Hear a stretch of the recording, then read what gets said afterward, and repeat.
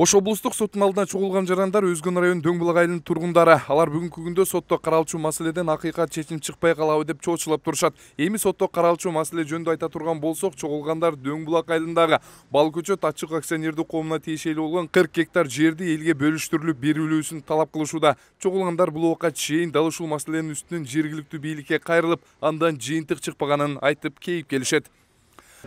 Бүт бажок сатып иди. Өзүнүн үлүш жери Куршаптан албай туруп, ояктан алып анан ошо мен үлүш жеримди анан ошондон азыр ресторанга сатты, Газпромго сатты, ошо жерлерди сатып иди да. Эми бизге эчтеке жок, жолубузду амачпагы зорлук менен зорго өзгөндөн барган чоңдор зорго ачып берин да. Азыр эмнеге ишенип атасыз? Жапаровго ишенип атасыз, Садыр Жапаровго.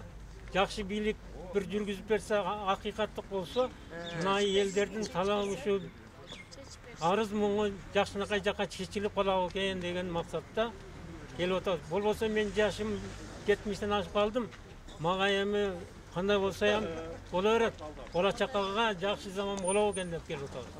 Бал көчөт ачык акционердик коомуна тиешелүү делген жер тилкенин ичинде мындан бир канча убакыт мурун социалдык мекемелер ишмердүүлүк жүргүзүп келген мектеп, бала бакчалар болгон айтышууда. Эми бул социалдык объекттер ачык акционердик коомунун директору Аттокур Бусурманкулов тарабынан менчиктештирилип сатылып жатат деген дооматтарын коюшууда. Балдарыбызды окуган мектепти да алып койду, садиктин жарым мектеп кылып берди эле. Эми олар аткана болуп турат. Эми барсаңар көрөсүңөр ошо. Атканадан өтүп кетти. Бар жайнек сынган, бар жокту тоноп кеткен, ичиндеки баарын Аттокур алып кеткен.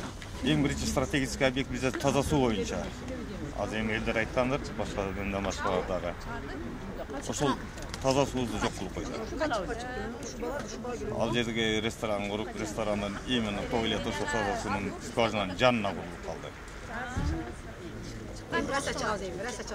Септигичи.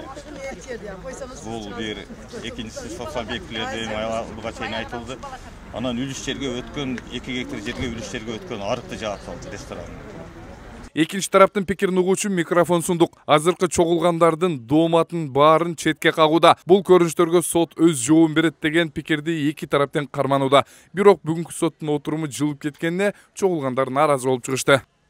Анын бардыгы мыйзам түрдө сатылып алынган, акционердик коомунун жалпы эсебине кирген. Бул 40 гектар мөмөлүү бак, энелик бак. Анан бардыгы жогу мыйзам чегинде. Булардын арызы боюнча бардыгы жогу текшерди.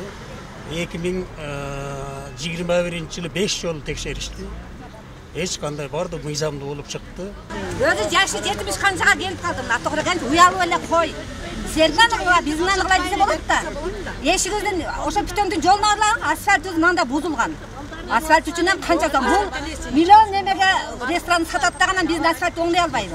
Оңдоп койсо болот да, анандай ыраазы болобуз. Аркадан ham кичине изи калат. Ошентип отурумдун болбой калышы чогулгандардын сотторго болгон ишенимин суутуп, бийлик өкүлдөрүнө кайрылууга мажбур кылды. Президенттин Ош облусунда ыйгар муктуу өкүлчүлүгүнө кайрылып, чогулгандарды угуп кабыл алуусун талап кылышты.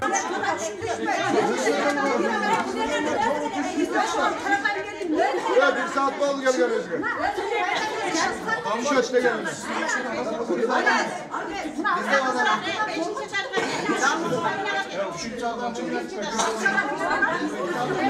Дөңбулак айыл өкмөтүнүн тургундары облус жетекчилери менен жолугуп, бул маселе атайын комиссия түзүлүп териштирилмей болду. Бирок мыйзам боюнча социалдык объекттер, жерлер сатылбай тургандыгын жана кайтаруу үчүн доо эскирбестиги мыйзамда көрсөтүлгөн. Таткашабдан Темирлан Эрнест уулу, Нур Ньюс.